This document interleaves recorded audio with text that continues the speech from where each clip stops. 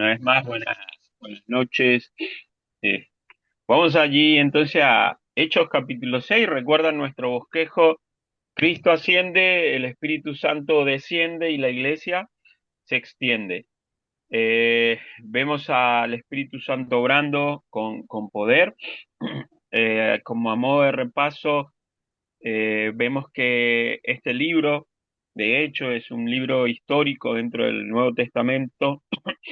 El autor va a ser Lucas, guiado por el Espíritu Santo, va a estar escribiendo, este, y su propósito principal es mostrarnos cómo el Evangelio se expandió mediante el poder del Espíritu Santo, mediante el poder del Espíritu de Dios. ¿Ok? En capítulos anteriores vamos a mirar y ver cómo la iglesia creció de una manera rápida, vertiginosa. Este, También ya vamos a mirar los pequeños destellos de persecución hacia los creyentes, hacia los apóstoles. Este, ya estábamos viendo encarcelamientos, pero terminábamos en los capítulos 5 y 6 que yo he estado hablando, de que había y existía una tremenda y maravillosa unidad, generosidad entre los hermanos, eh, pero nos vamos a encontrar con un problema administrativo y relacional ahora en este capítulo 6, y, y el problema viene un poco por un tema cultural. Nos vamos a encontrar que en esta iglesia habían dos tipos de judíos, los hebraicos, ¿no? Los hebreos judíos que hablaban el arameo y conservaban su cultura judía tradicional, y nos vamos a encontrar con los judíos helenistas, ¿no? Judíos que hablaban el griego y tenían una influencia profunda de la cultura griega. Eran judíos, pero tenían ciertas prácticas culturales bastante diferentes o distintas, ¿no? Y nos encontramos que con un grupo de personas, las viudas, vulnerables, que dependían del cuidado comunitario. Entonces, nos vamos a encontrar que las viudas, ¿verdad? Allí de los griegos, estaban de cierta manera no siendo cuidadas o atendidas, y esto trae un conflicto, un problema. Ahora, déjenme dejarle la idea central en esta noche de nuestro mensaje o de nuestra prédica, ¿verdad? O manejando acá el capítulo 6, y sería la siguiente, ¿no? Dios llama a su iglesia a enfrentar los problemas con sabiduría espiritual, organizacional y con prioridad ministerial. O sea, Dios llama a su iglesia a enfrentar los problemas con sabiduría espiritual, organización y prioridad ministerial. ¿Sí? Entonces, hablamos de que como título de este tiempo de meditación, cuando la iglesia crece, también crece los conflictos. Y en primer lugar vamos a mirar que los problemas no son señales de fracaso, sino de crecimiento. Cuando surgen problemas, no nos asustemos, no miremos negativamente de que, fracasamos. No, tal vez nos está indicando esto de que estamos creciendo. Fíjense el versículo 1 dice, en aquellos días como creciera el número de los discípulos, hubo murmuración de los griegos contra los hebreos, de que las viudas de aquellos eran desatendidas en la distribución diaria. ¿Mm? Surge un problema.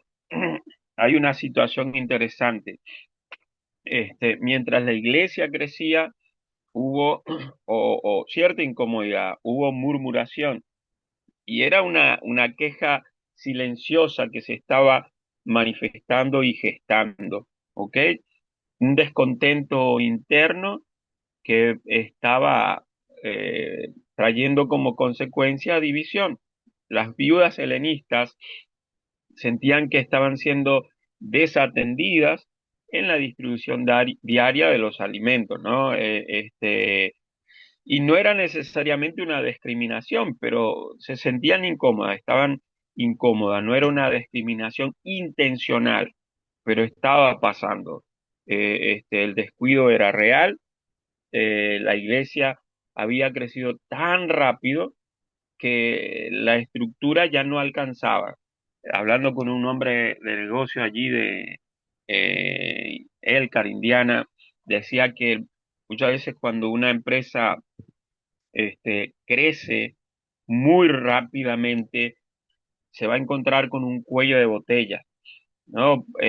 Porque no esperaba tener un crecimiento tan vertiginoso y que ese crecimiento, si bien puede haber ingreso y crecer el volumen de ventas, todo esto, pero nos trae un problema.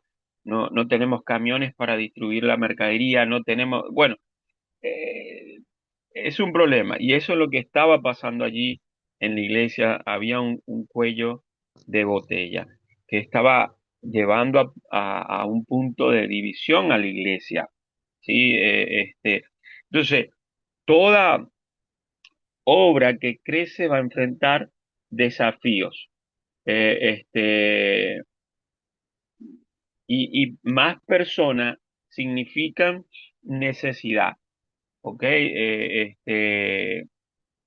Cuando hay más ministerios, se vienen más presiones, cuando la obra de Dios está creciendo, se van a manifestar más posibilidades de conflicto. eh, entonces, el tema siempre, cuando la iglesia crece y cuando hay conflicto, eh, el tema es cómo los enfrentamos. Recién tenía una reunión con un pastor hablándome de por qué no agregamos el trabajo con adolescentes en nuestra iglesia, familia cristiana acá en Monte. Y yo le decía, sí, tenemos adolescentes de 12 a 18 años, pero el tema es que quién nos atiende. No queremos iniciar algo y luego dejarlo allí, porque no tenemos personas, líderes para atender a esa necesidad. Seguimos manejándolo mejor con jóvenes mayores, ¿no? Que estos adolescentes se agreguen allí al grupo de jóvenes adultos. Entonces el tema es eso, ¿no? Cuando la obra de Dios está creciendo, van a surgir problemas. El tema es cómo los enfrentamos. Los problemas no son señal de fracaso, sino de crecimiento. Y es lo que vemos acá en el primer texto o versículo del capítulo 6. Ahora, yo te invito a que nos hagamos unas preguntas y son las siguientes. ¿Cómo reaccionamos cuando nos aparecen problemas en la iglesia? ¿Cuál es nuestra reacción? ¿Yo soy parte de la solución o de la murmuración? ¿De qué lado estoy cuando surgen los problemas? ¿Cuál es mi reacción? ¿Estoy buscando solución o estoy murmurando? ¿Estoy permitiendo que pequeñas quejas dañen la unidad? ¿Eh? Pregúntate eso. No mires para el costado, sino internamente, pregúntate. ¿Yo estoy permitiendo que pequeñas quejas dañen la unidad? Y quiero que tengamos estas lecciones de este primer punto. Eh, no te escandalices por los problemas. Una iglesia perfecta no existe porque está formada por personas imperfectas. Así que no te escandalices de los problemas. También otra lección que podemos tomar en este primer punto es que los conflictos deben tratarse rápidamente, porque si ignoro un pequeño problema, ah, esto puede producir una división grande. Leía un artículo de liderazgo donde decía que si hoy las olas 5 centímetros no las quieres surfear, mañana la vas a tener que surfear, pero van a ser de 10 metros, de 15 metros de altura. Entonces, tenemos que ser como los bomberos, ¿no? Un pequeño incendio, uff, apagarlo, ¿ok? Y tener un corazón sensible para cuidar a los más vulnerables. Dios siempre va a prestar atención especial a quienes son olvidados por la mayoría. Ah, y termino con esta ilustración, ¿no? La iglesia que crece es como un auto eh, que puede hacer mucho ruido eh, cuando está en marcha, pero no es porque se está destruyendo. Al avanzar y al escuchar ciertos sonidos, de seguro lo que nos está hablando o avisando es que hay que hacer ajuste. Así también pasa con la iglesia. Cuando la iglesia está en movimiento, va a producirse tensión, pero eso no significa de que Dios dejó de obrar. Solo tenemos que saber cómo responder, ¿verdad? Entonces los problemas no son señal de fracaso, sino de ver cómo nos reorganizamos, ¿ok? Es lo que tenemos que mirar y considerar. Entonces acá avanzamos y miramos un segundo punto o enseñanza en este capítulo, que sería allí, la iglesia debe mantener sus prioridades espirituales. Versos 2 y 4 dice, entonces los 12 convocaron a la multitud de los discípulos y dijeron, no es justo que nosotros dejemos la palabra de Dios para servir eh, a las mesas. Y dieron algunas indicaciones, busquemos hermanos, varones, fieles, llenos del Espíritu Santo, y esto agradó a la gente, ¿no? Esa propuesta. No es justo que nosotros dejemos la palabra de Dios para servir las mesas. Los apóstoles no estaban menospreciando el trabajo práctico, el servicio práctico. Ellos no estaban diciendo que no era importante servir las mesas, ¿ok? Lo que ellos estaban tratando de buscar era, o de enseñar y de guiar a la iglesia a que su enfoque debía ser el enfoque al cual Dios les llamó, ¿sí? Ellos habían entendido que Dios los había llamado para la oración y para la enseñanza, cosas que no debían de abandonar. Entonces, si ellos dejaban esto, toda la iglesia se iba a resentir en su parte espiritual. Entonces, por lo tanto, establecieron una distribución sabia de las responsabilidades. Entonces, ¿qué podemos aprender acá?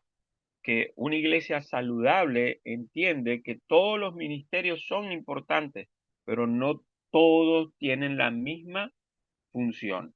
Los apóstoles debían concentrarse en la oración y en la enseñanza de la palabra de Dios. Entonces, tenemos que entender eso, ¿no? Eh, la iglesia debe mantener sus prioridades espirituales. Sí, estamos creciendo, estamos trabajando, pero no debemos descuidar la oración y la enseñanza de la palabra de Dios, porque esto nos afecta tremendamente. Lo que tenemos que hacer es, como ellos enseñaron, ¿no? Hacer una distribución de las tareas. Y eso nos habla de lo que Pablo en sus cartas señala y habla de que somos un cuerpo, ¿no? Somos muchos, pero no todos hacen la misma cosa. Ahora, preguntémonos en este punto, ¿no?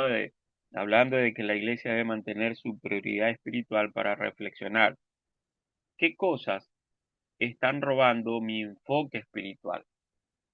Y no estoy avanzando hacia lo que Dios realmente me muestra. Hay un libro que se llama Iglesia Simple y no por el nombre, habla de que seamos una iglesia mamarracha, ¿no?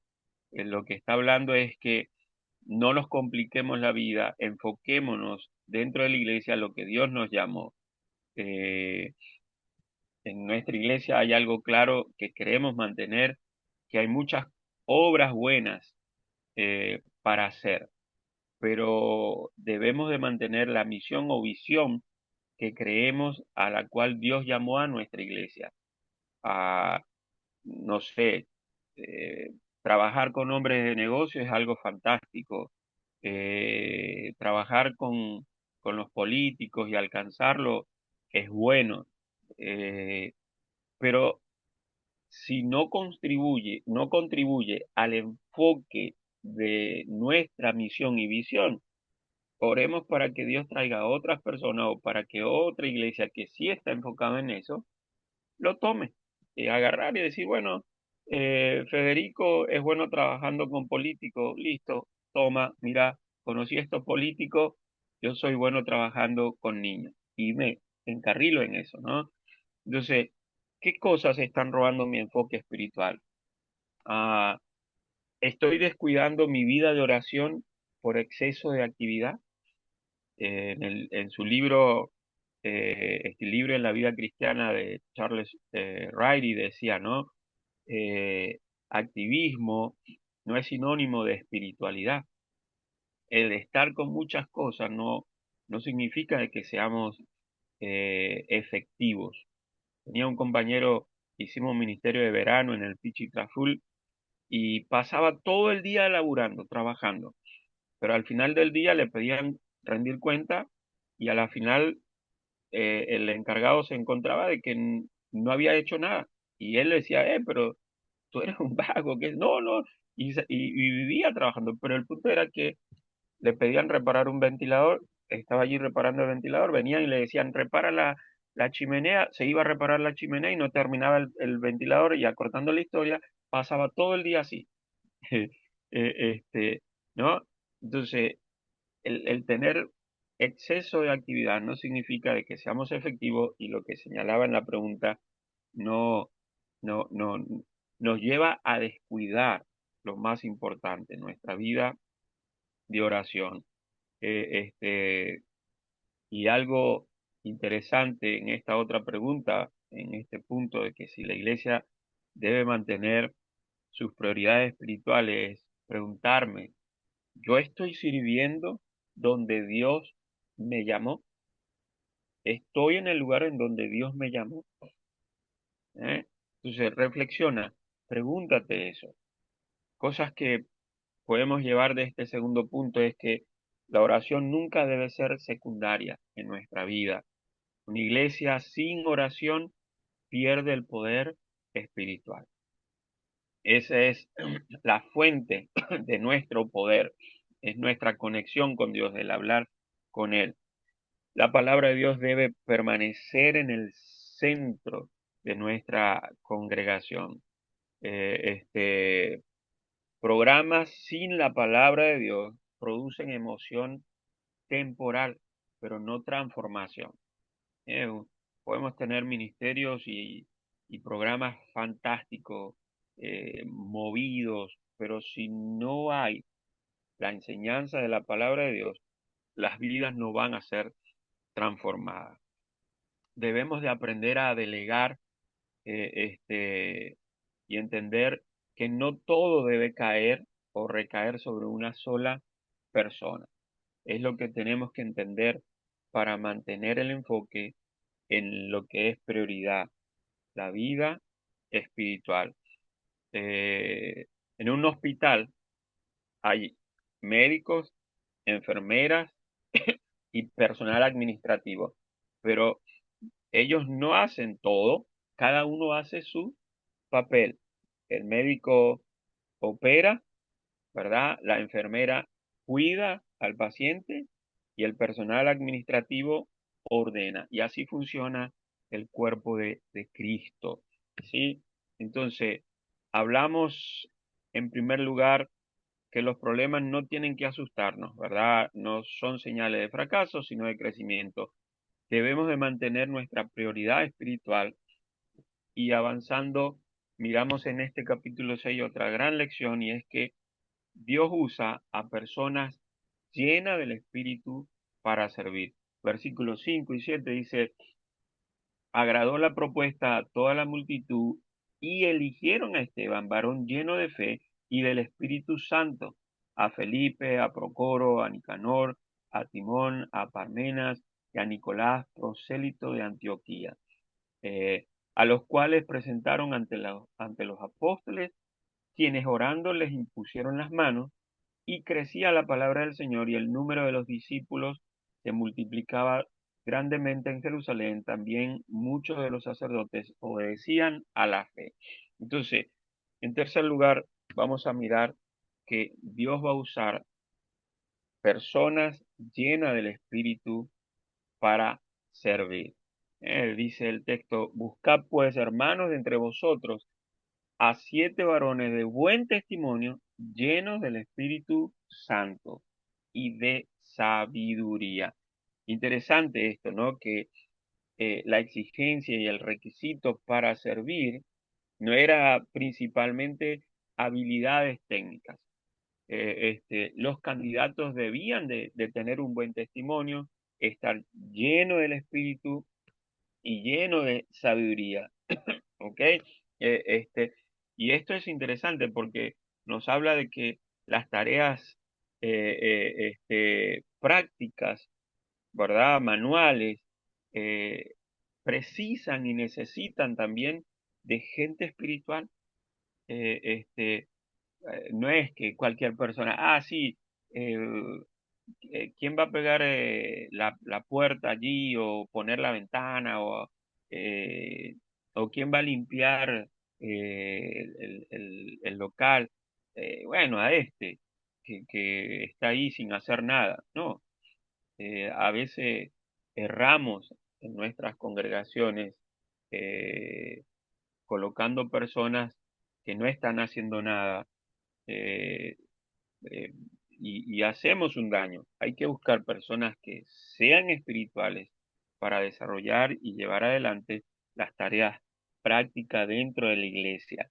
Y fíjense, eh, este, que estos hombres que fueron escogidos, dentro de ellos vamos a encontrar que Esteban va a ser nuestro primer mártir, y como resultado final hubo una obra maravillosa, y es que eh, crecía la palabra del Señor. La iglesia continuó creciendo. ¿Sí? Cuando la iglesia resolvió el conflicto correctamente, nos encontramos que el Evangelio avanzó. Y eso es lo que va a acontecer en nuestra iglesia, en nuestras congregaciones. Cuando colocamos personas espirituales para resolver los problemas que tenemos, el Evangelio va a avanzar, la iglesia va a crecer. Eh, este, entonces, una gran enseñanza espiritual que podemos tener de este tercer punto es que Dios no solo usa predicadores, Dios no solo obra desde la plataforma, sino también usando a servidores fieles. Y entendamos, iglesia, que el servicio manual, ¿verdad? El servicio práctico también es algo espiritual. Y lo vemos acá eh, en este capítulo 6. ¿Alguna vez te preguntaste si tú tenías un corazón dispuesto para servir al Señor? ¿Tengo un corazón dispuesto para servir a Dios? ¿Tu testimonio respalda el ministerio que estás desarrollando? Entendemos esta pregunta. ¿Mi vida es coherente con la tarea que me han encomendado dentro de mi iglesia? ¿Eh? Eh, este, Me vino a la mente ahora una fotografía en donde muestran dos partes, ¿no? Una en donde dice yo diciéndole a la gente que deben tener paz mental, ¿no? Y abajo diciendo, y esto es lo que pasa en mi mente, ¿no? Guerras, conflictos. Entonces, ¿es coherente lo que estoy haciendo dentro de la iglesia con mi vida espiritual, con mi testimonio? Eh, Estoy siendo guiado, controlado, que sería la idea de ser lleno del Espíritu. Eh, en la tarea que estoy haciendo o solamente estoy ocupado? ¿Realmente es el Espíritu de Dios que me está guiando para cumplir con el desafío, la tarea que yo estoy haciendo? ¿Eh? ¿O es simple y llanamente una ocupación en mi vida? Miren, ya para entrar a nuestro cuarto punto, entendamos esto. En este punto, ¿no? Que necesitamos gente espiritual para las tareas manuales también. Eso es algo espiritual. Y es esto, que el carácter es más importante que el talento. En estos últimos días, semanas, una de las cosas que he estado enfatizando en conversaciones y en la iglesia es que no nos equivoquemos eligiendo personas por conveniencia, ¿verdad? Y no por su carácter. Debemos elegir personas para ministrar y servir al Señor por su carácter y no por su talento. Sí, Dios busca personas confiables antes que personas que puedan impresionar, ¿ok? Y servir también en el ministerio es una tarea espiritual, no es algo pequeño, ¿ok? Y vamos a avanzar ya con nuestros últimos versículos, de verso 8 al 15, que podríamos también formarlo o tomarlo como un mensaje que podríamos titular Cuando el mundo no puede resistir una vida llena de Dios. Nos vamos a encontrar aquí con hombres que estaban sirviendo al Señor con un buen testimonio y por lo tanto iban a enfrentar eh, conflictos de los religiosos del momento, ¿no? Entonces, eh, podemos pensar en el hecho de que una vida llena del Espíritu tendrá poder, oposición y respaldo divino. ¿Eh? Y nuestro punto número 4 en este capítulo 6 lo vemos en el verso 8 que dice, y Esteban, lleno de gracia y de poder, hacía grandes prodigios y señales entre el pueblo. Entonces, vemos acá a un muchacho, a un joven que estaba lleno de poder y de la gracia de Dios, ¿no? Una vida llena de Dios manifiesta poder y gracia.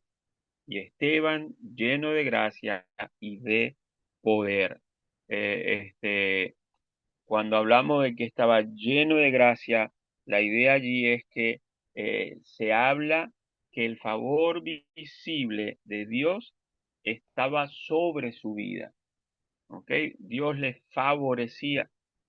Y cuando vemos que señala allí que estaba lleno del poder del Espíritu Santo, era que era notable ver el obrar sobrenatural del Espíritu Santo a través de él. Entonces vemos que Esteban no fue un simple servidor de mesa, sino alguien que las personas podían ver y notar que Dios le favorecía y que el Espíritu Santo obraba poderosamente a través de él. Entonces, él no solo fue escogido para servir mesa, sino que Dios también lo usó poderosamente en un ministerio público. ¿Sí? Entonces, podemos mirar que esto nos enseña que el servicio humilde de un hijo de Dios no lo limita eh, este, para ver el mover de Dios, para ver el poder de Dios obrando en su vida. Entonces, una gran lección espiritual acá es la siguiente. Dios usa personas llenas de Él, no solamente personas con posiciones. Entonces, el poder no depende de títulos, sino de una intimidad con Dios. Y eso es lo que vemos allí en Esteban. Entonces, me pregunto y te pregunto, ¿estoy buscando más posición o más llenura del Espíritu Santo? ¿Qué es lo que estoy haciendo al estar allí en mi iglesia participando de un ministerio? ¿Lo estoy tomando porque deseo una posición o porque entiendo de que es una tarea que me desafía a que el Espíritu de Dios tome más de mi persona. En mi vida, o en mi carácter, puede verse la gracia de Dios, como se veía en la vida de Esteban. Mi vida refleja el poder transformador de Cristo, de Dios, o soy un creyente que pasa desapercibido, no solo dentro de la congregación, sino fuera de la congregación, en mi trabajo, en mis estudios, en mi vecindario. La gente nota que el poder transformador de Cristo está en mí. Dios puede usarte en cualquier área de servicio. Entiende eso. Nadie es insignificante. ¿Ah? Termino con esta ilustración. Una lámpara no llama la atención por sí sola, lo que impacta es la luz. Cuando tú prendes una lámpara o un bombillo en un lugar oscuro, ilumina todo. Y los que estén allí van a enojarse y molestarse. Por ejemplo, si estás durmiendo y a las 2 3 de la mañana te prenden la luz y te pega el reflector, vas a enojarte y a tirarle un zapatazo, ¿verdad? Y si estás en algo que no debería de estar, eh, te vas a incomodar, molestar. Eh, este, pero cuando la luz se prende, refleja el brillo, ¿no? La presencia de Dios. Y eso es lo que Dios quiere de nuestra vida. Am, entonces, hablamos que una vida llena de Dios manifiesta su poder y su gracia. Pero también hay otra lección en este capítulo 6 que sería nuestra lección número 5, que la verdad de Dios produce oposición. Los versos 9 al 14 nos van a hablar de eso. Dice, entonces se levantaron unos de la sinagoga llamada de los libertos y de los de Cirene, de Alejandría, de Cilicia y de Asia, disputando con Esteban, pero no podían resistir a la sabiduría y al espíritu con que hablaba. Entonces sobornaron a unos para que dijesen que le habían oído hablar palabras blasfemas contra Moisés y contra Dios. Y soliviantaron al pueblo, a los ancianos y a los escribas, y arremetiendo, le arrebataron y le trajeron al concilio, y pusieron testigos falsos que decían, este hombre no cesa de hablar palabras blasfemas contra este lugar santo y contra la ley, pues le hemos oído decir que ese Jesús de Nazaret destruirá este lugar y cambiará las costumbres que nos dio Moisés. La verdad de Dios produce oposición y Esteban comienza a enfrentar esto, ¿no? Eh, este, Algunos judíos comenzaron a discutir con Esteban, pero no podían vencer la sabiduría dada por el Espíritu de Dios, allí por el Espíritu Santo, sobre la vida de Esteban. Entonces, ¿qué hicieron? Recurrieron a falsos testimonios, a acusaciones, a manipulaciones y a distorsionar palabras, ¿no es cierto?, que no habían salido de la boca de Esteban. Lo acusaron de hablar en contra de Moisés, en contra de la ley eh, y del templo. Se opusieron y su oposición no fue intelectual, eh, teológica, sino una oposición espiritual. ¿Sí? Ellos no pudieron derrotar la verdad que manifestaba en su carácter, en su vida y a través de lo que él hablaba. Entonces lo atacaron a él, ¿ok? Lo atacaron a él. ¿Qué verdad podemos aprender de acá? Que la verdad incomoda a quienes resisten a Dios. Siempre la verdad va a incomodar a los que se oponen a Dios. Cuando nos oponemos a Dios, la verdad nos irrita, nos incomoda. Y cuando hay una vida que está siendo transformada por el poder de Dios, va a despertar siempre resistencia del mundo, de Satanás. Ahora, yo me pregunto y te pregunto, eh, eh, en nuestro andar diario, ¿hemos comprometido la verdad de Dios para evitar el rechazo? ¿Cómo reaccionamos? ¿Cómo reaccionas tú cuando eres criticado injustamente? ¿Cuál es nuestra postura? ¿Deseo de venganza, golpear con lo que tenemos a la persona o tener la misma actitud que tuvo Esteban? ¿Estoy dispuesto a defender mi fe con sabiduría y amor? ¿Estoy dispuesto a hacer eso? ¿Eh? Este, y algo para ya avanzar a nuestro último punto, ¿no? Entender que cuando predicamos el Evangelio, cuando hablamos de Cristo, no todos van a aceptar el Evangelio, ¿sí? Eh, pero tu fidelidad al mensaje, tu fidelidad a Dios te va a llevar a tener oposición y es algo que tienes que tener en claro, ¿sí? Y cuando tengamos oposición, nuestra respuesta, pidámosle a Dios que sean en sabiduría espiritual y no con enojo o de una forma carnal, ¿no? A veces queremos tomar del cuello a la persona y decirle, mira, esta es la verdad, ¿no? El domingo me pasaba que le predicaba el evangelio a un muchacho que llegó allí y él decía, bueno, mira, yo soy ateo y le pasaron cosas y le digo, pero Dios te ha mostrado su amor, bueno, yo tengo que ver, evaluar, y yo decía, no, ¿por qué no entiende? Bueno, yo entiendo, porque tengo el Espíritu Santo, porque yo he confesado a Cristo como Salvador personal. Entonces, nuestras respuestas ante alguien que se oponga al Evangelio no debe ser con enojo carnal. Eh, este, Así que tenemos que descansar y confiar en Dios, que Él va a orar y va a usar su palabra. ¿Ok? Es lo que tenemos que nosotros entender. Sí, como decía anteriormente, cuando se prende la luz, eh, la oscuridad se va. Y la palabra de Dios es una luz que va a ir atacando el pecado de las personas y llevándoles a convencer de su pecado y llevándoles entonces a venir a Cristo.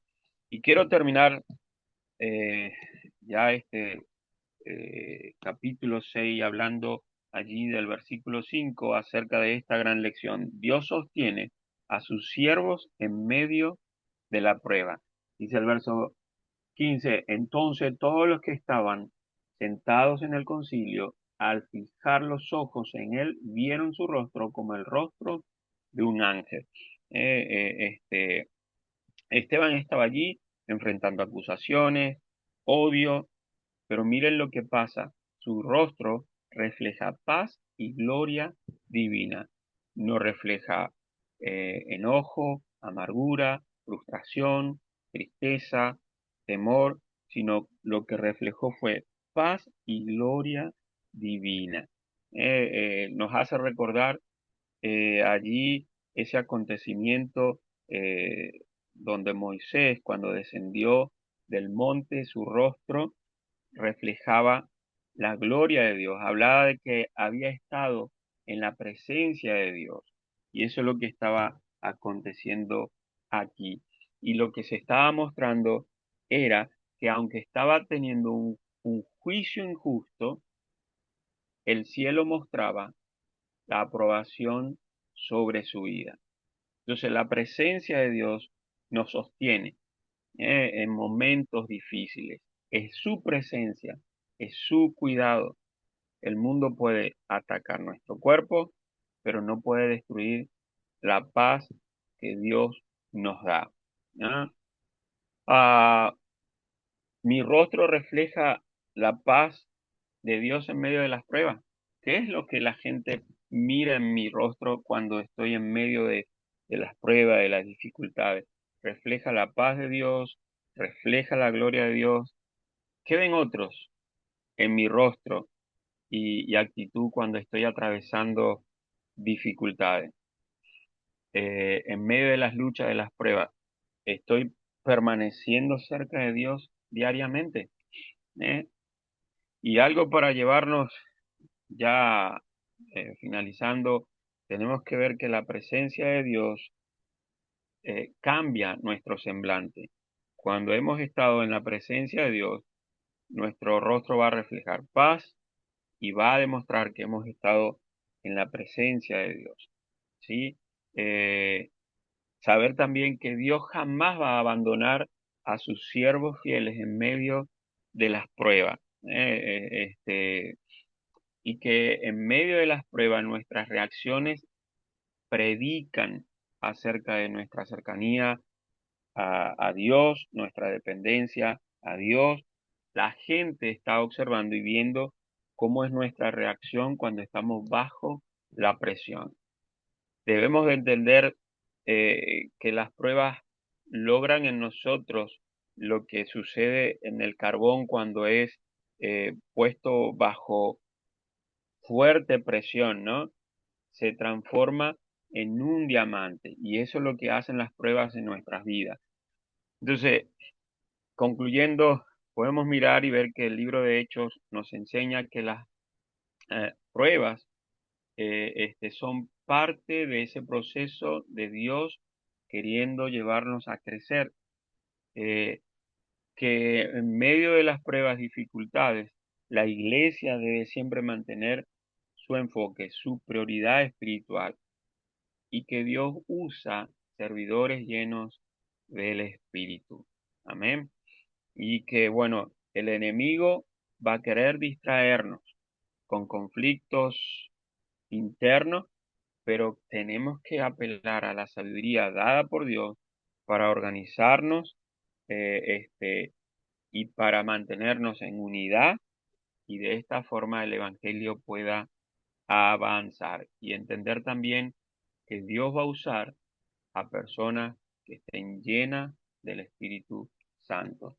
Señor, gracias por las enseñanzas que podemos tomar de este capítulo 6, que nos desafían a no angustiarnos en medio de las dificultades y problemas que puedan surgir dentro de nuestra congregación, sino entender que tenemos un desafío de reorganizarnos, de distribuir las tareas para que no recaigan sobre una sola persona, para entender también que nuestra mayor preocupación debe ser eh, el enfoque en lo espiritual, en seguir trabajando en nuestra vida de oración y de enseñanza de la palabra de Dios.